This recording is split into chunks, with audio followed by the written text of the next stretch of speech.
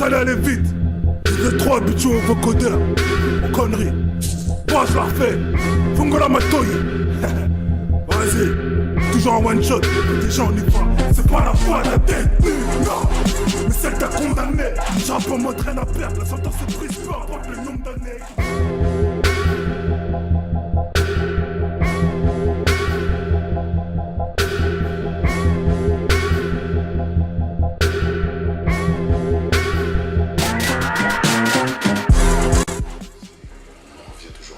C'est un problème de testicules. C'est un problème de testicules, c'est un problème de couilles. Pas de lobby. Pas de lobby hip-hop, il n'existe pas. Il y a des communautés.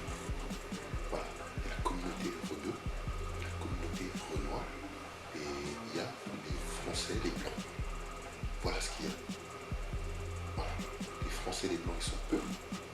Quand il y a un Necfeu, je sais pas qui arrive, c'est vu d'une manière.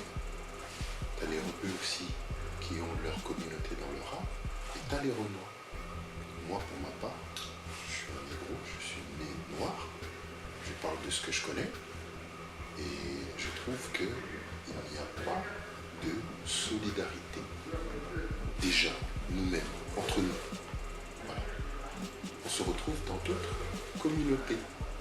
Tu vois, faire des alliances, des comportements, on ne sait pas, les gens s'ils oublient d'où ils viennent, leurs origines, déjà il y a ça. Voilà. Qu'on nous traite de ce qu'on veut, on bat les couilles. Pas raciste, dans mon téléphone, il y a tout. Dans mon répertoire.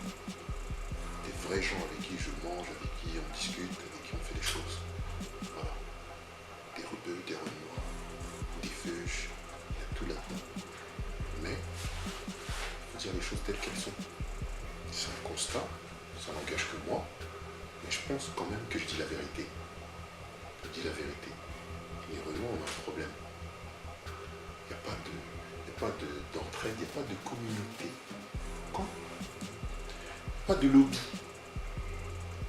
Tu élargis le truc dans le sens le plus large de la chose. Pas de lobby. Il y a certaines choses qui n'arriveraient pas.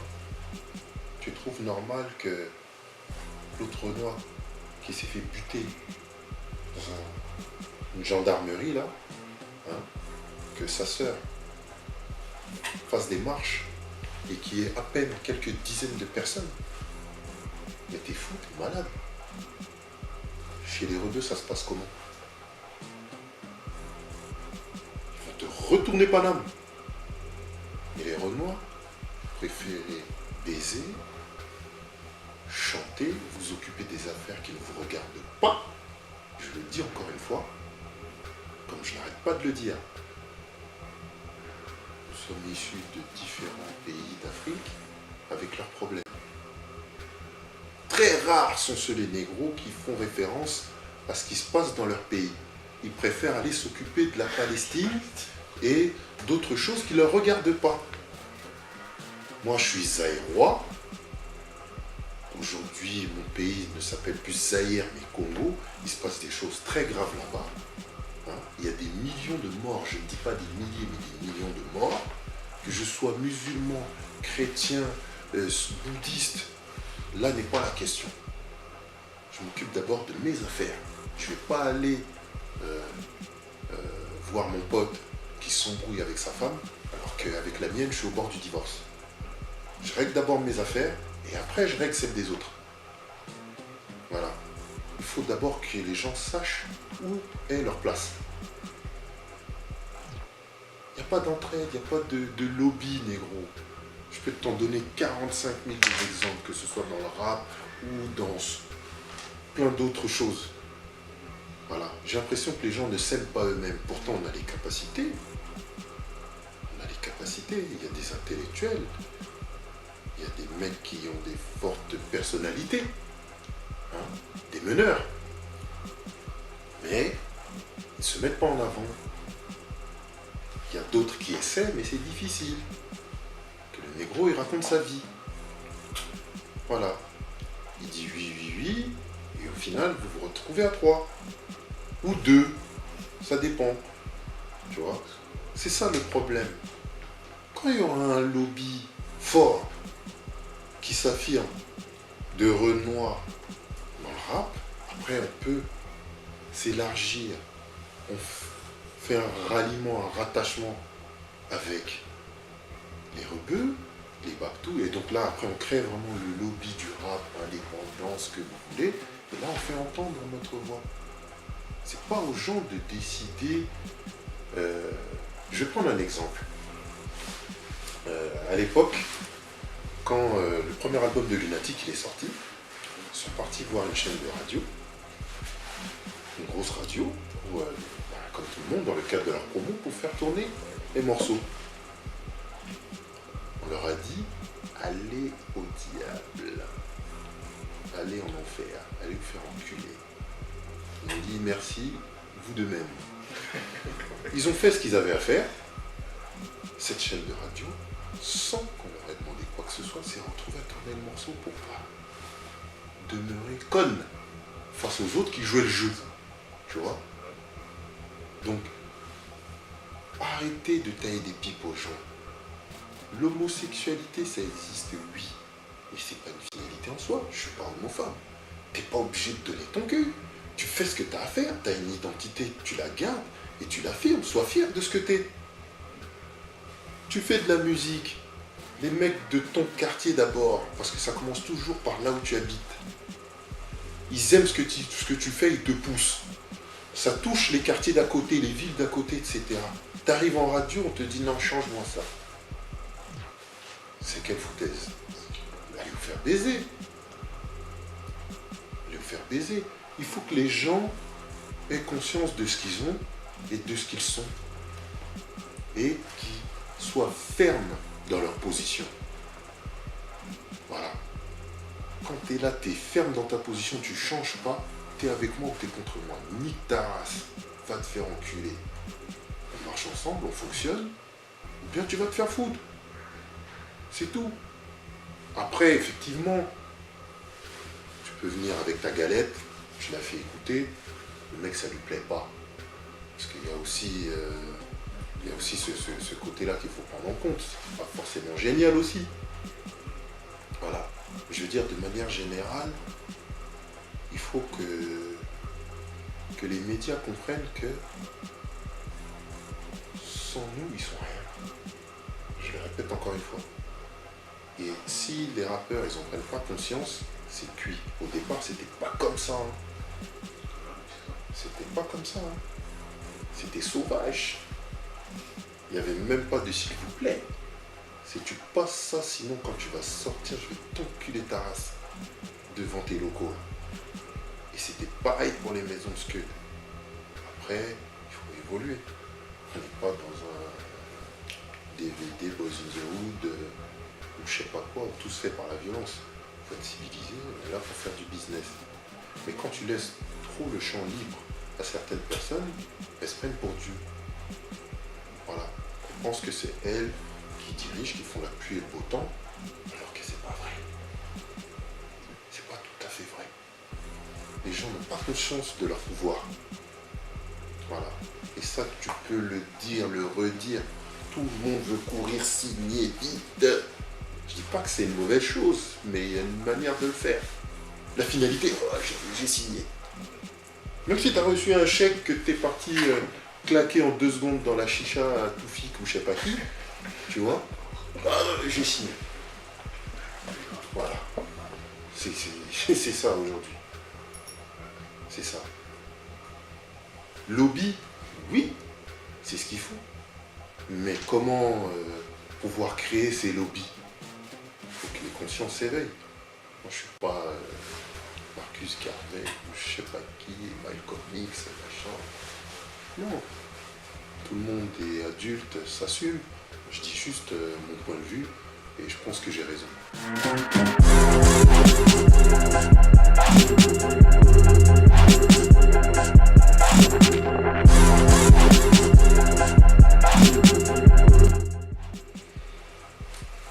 Qu'est-ce que tu veux que je te dise à ça?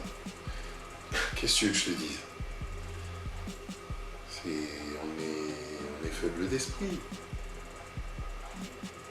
Heureusement malheureusement pas en majorité, on est faible d'esprit. On est faible d'esprit et on manque de culture. Les gens ne connaissent même pas leur histoire. L'histoire de leurs ancêtres, ils connaissent leurs grands-parents, ils ne connaissent même pas les arrière-grands-parents, etc. L'histoire de leur pays d'origine, ils ne connaissent rien du tout. Ils connaissent rien, ils ne font pas l'effort d'aller creuser. Ils préfèrent aller sur Internet, oui, mais pour aller sur YouPorn ou sur YouTube, tu passes d'un You à un autre, c'est tout ce qu'ils savent faire. C'est tout. Heureusement, pas tous dans la majorité. Quand tu vois que... Tu sais, moi, je suis pas de ceux qui sont toujours là, tout justifié par la théorie du complot, etc. Mais il y a un travail qui est fait. Il y a un travail qui est fait. Tout ça là, c'est sournois. C'est sournois. Quand tu vois que... Moi, étant plus jeune au collège, quand j'ouvrais mon livre d'histoire, j'avais un livre d'histoire, un livre de géo, quand on était en mode, même en géographie, tu vois que l'histoire des Noirs commence à partir de l'esclavage. Ça commence à partir de là. Donc quand on commençait à aborder le sujet, j'étais blasé, madame, je peux aller aux toilettes là parce que j'ai envie de pisser. Ça me cassait les couilles. Et longtemps, tu vois, parce que les parents, ils n'avaient pas le temps non plus. Ils charbonnaient, ils rentraient tard, t'as fait tes devoirs très bien, t'as eu quoi comme note, donne ton cahier, je aussi, mange, va te laver, va dormir. Voilà, ils n'avaient pas le temps de nous apprendre, de nous faire les cours de la vie, tu vois. Mais déjà psychologiquement, ça te touche. Après, tu essaies de te rattacher à d'autres cultures qui n'ont absolument rien à voir avec les tiennes. Je ne dis pas qu'il ne faut pas s'ouvrir, il ne faut pas être débile. Moi, je voyage. Je fais voyager mes gosses. On va en vacances partout dans le monde. Partout où mon passeport il me permet d'aller, j'y vais. Pour qu'ils comprennent que le monde, il est grand. Les gens sont différents, il y a différentes cultures, mais n'oublie pas qui tu es. Voilà. Notre histoire n'a pas commencé quand on se faisait fouetter. Et aujourd'hui, là, psychologiquement, ils se font encore fouetter. Ils se font encore fouetter. C'est pour ça qu'on en est où on en est. Hein. On ne respecte pas. Hein. Les gens ont plus peur des Arabes, terriblement. On en parle tous les jours. Hein. Bourcade de mon pénis, avec machin, truc. Des sujets qui ne changent pas la rotation de la planète. Ça ne résout pas les problèmes d'économie, chômage, logement, pouvoir d'achat. Ça n'a rien à voir. Mais c'est pour dire à quel point ils sont focalisés. Parce qu'ils disent musulmans, on ne parle pas des musulmans noirs, les Pakistanais, etc. Les Arabes. Oh. Voilà. Mais les Renois, on s'en bat les couilles. Ils sont gentils. Ils s'en bat les couilles, ils sont gentils. Ils sont fair play. Tu les tapes, ils te ramènent un biscuit. Tu vois? Voilà. Tout ça là, ça doit changer, mais ça ne changera pas d'aussitôt. Les gens, ils sont pas conscients de leur force. Quand on était petit, c'est comme quand tu es petit et qu'il y a un mec tous les jours, un grand, il est là, il te met des coups de pression à la parole. Ouais, vas-y, sors du bâtiment, toi. Eh, tiens, 10 francs, va m'acheter ça. La monnaie, elle est où? Ouais, fils de pute, je tape derrière la tête. Tu grandis, tout ça, puberté, pectoraux qui poussent, abdos qui arrivent gratuitement, t'as rien demandé. Il vient jouer avec toi comme il le fait d'habitude, là, corps à corps, mais maintenant tu vois que... Oh, ça va. Il m'a menti, lui. Frappe sur le champ. Tu vois? Voilà. Il faut que les gens se réveillent. Les négros se réveillent. Et que les gens en général se réveillent pour revenir au rap, hein, sans trop m'éloigner, tu vois. Parce que c'est ce qui fait qu'aujourd'hui on en est là. suis sorti un peu de la marge, mais c'était pour justifier l'état actuel dans lequel nous nous trouvons, tu vois. Les rebeux, ils avancent, nous on est là, on les regarde. On les regarde. Peut-être dans le Peura aussi, c'est pareil. Voilà.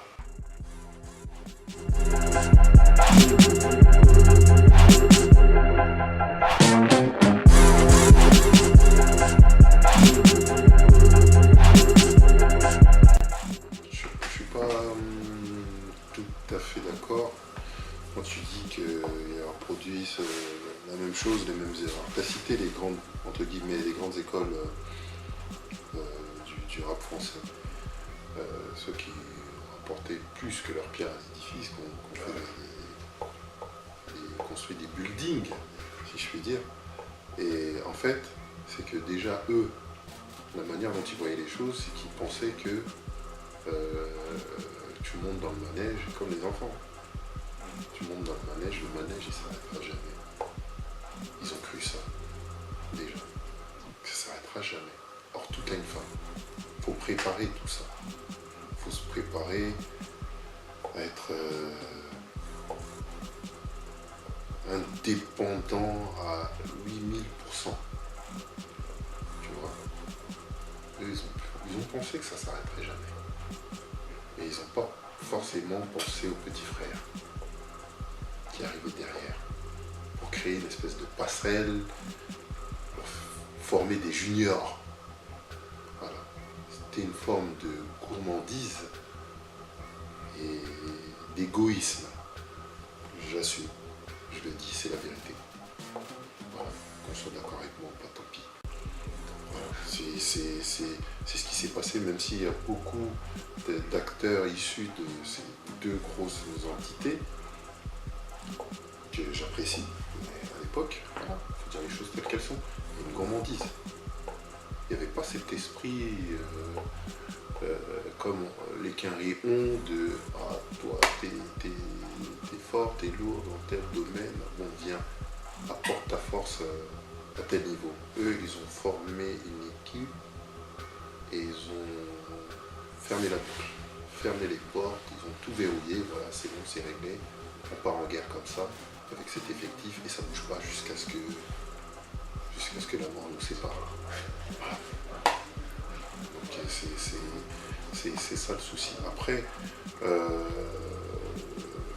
c'est vraiment des générations différentes à tout point de vue. Au niveau de l'âge, hein, parce que tu as des rappeurs, je trouve aujourd'hui, qui sont beaucoup plus jeunes que les rappeurs à l'ancienne qui avaient un certain âge. Après, dans le contenu, c'est pas pareil. Tu vois, tu peux faire du freestyle, mais de temps en temps des morceaux à thème où vraiment tu peux bien analyser la force d'écriture du rappeur. À l'heure actuelle, c'est pas trop le plat du jour. C'est pas trop le plat du jour. Voilà. Là, on est dans une autre forme d'entertainment où c'est des musiques de soirée. Des musiques de soirée. Voilà, on est là pour s'amuser, pour danser, etc. Et là, on est...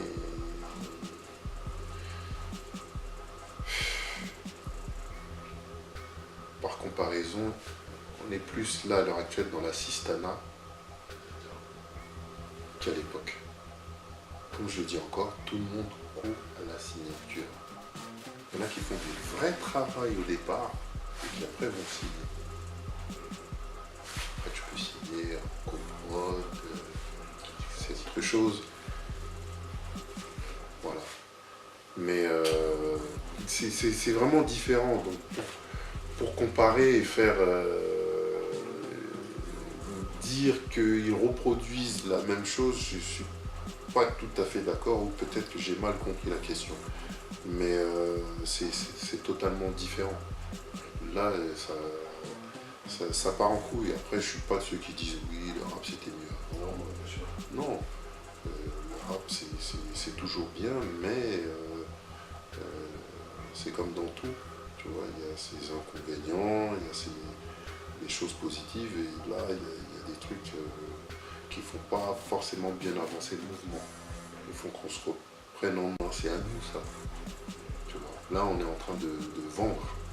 On est en train de vendre, on est en train de vendre notre savoir-faire.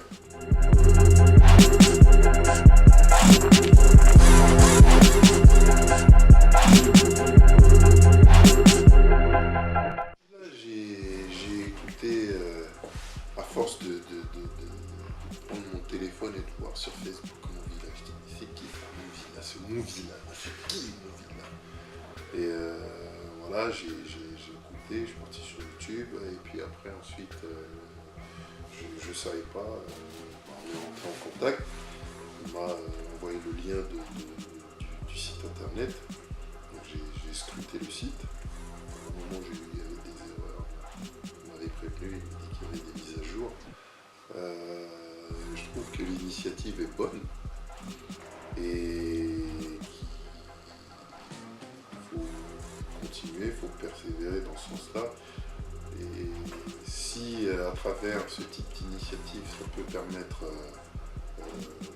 l'éveil et puis de remettre les choses à leur place, c'est très bien, je suis tout à fait pour. Tout à fait pour et je valide, et s'il faut donner la force pour que ça aille encore plus loin,